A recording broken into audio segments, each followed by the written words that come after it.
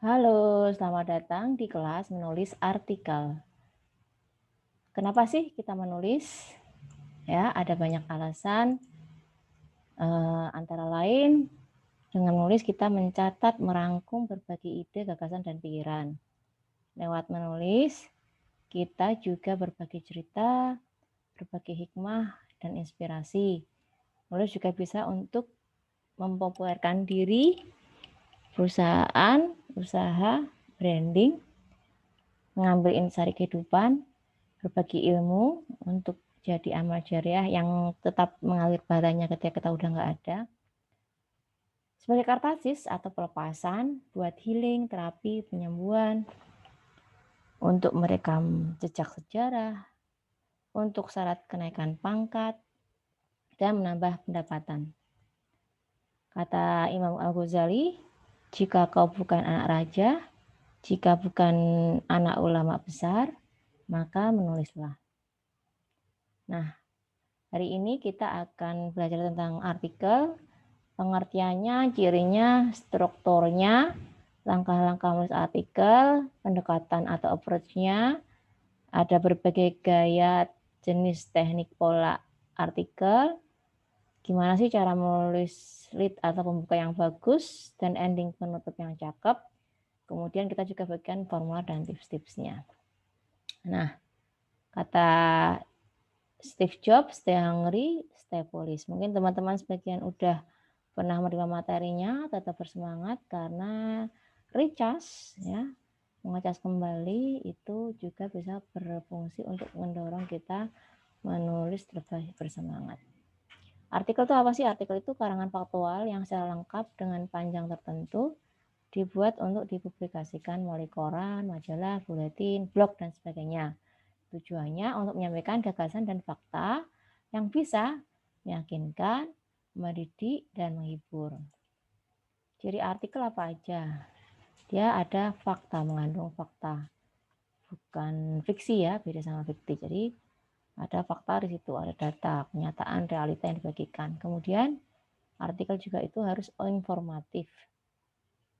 Menyampaikan sebuah informasi. Artinya tulisan yang artikel yang bagus, dia bisa menyampaikan informasi dengan membaca dengan baik, enggak bulat, ruwet. Kemudian dia juga analitis, jadi dia menganalisa sesuatu. Bukan hanya sekedar fakta ansih yang dibagikan, kalau fakta aja itu namanya berita. Kalau ada analisanya, itu berarti dia merupakan sebuah artikel, esai. Kemudian juga sistematis, ada bagian pembuka, ada bagian isi, ada bagian penutupnya, ya. Ada paragraf deduksi, induksi gitu kan. Kemudian bahasa yang dipakai biasanya baku. Nah, ini ciri artikel, dia fakta, bukan sekedar mitos yang belum terjadi kebenarannya, informatif karena berdasarkan hasil penelitian yang telah dilakukan dapat dipertanggungjawabkan, analisis pemikiran itu dikuatkan didasari oleh data valid. Jadi ada sebuah argumen yang mendukung sebuah gagasan yang disampaikan. Kemudian sistematis sehingga bisa diterima dan dipahami masyarakat luas.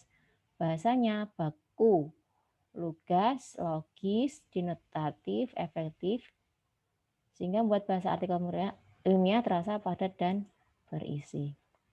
Itu tadi ciri-cirinya. Kalau bagiannya struktur artikel itu ada bagian pembuka harus menarik, bagian isinya harus penting, menjawab pertanyaan, kebutuhan, tajam, punya kedalaman, punya perspektif unik, ya, sudut pandang tertentu yang menarik, kemudian punya dasar, ada angka, statistik untuk meyakinkan, terus dia bisa menggunakan metaforis, bisa perumpamaan-perumpamaan yang bisa relate dan bisa diterima dengan baca dengan lebih baik. Kemudian penutupnya dia mengesankan. Dan bagian struktur itu dari membuka maupun isi sampai menutup, dia ada benang merahnya dan mengalir.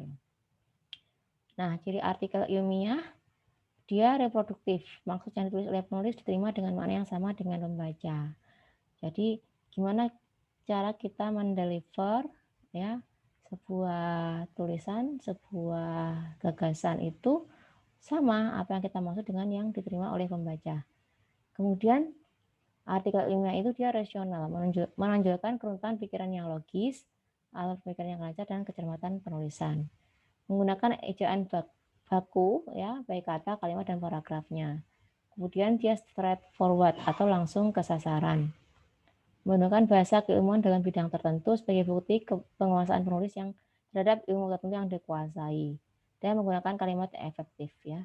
Baik artikel, ini artikel ilmiah terutama dia ada argumen-argumennya yang valid dan biasanya dari penelitian-penelitian ilmiah. Nah, itu tadi ciri dan strukturnya. Pertemuan berikutnya kita akan bahas tentang persiapan menulis artikel. Oke.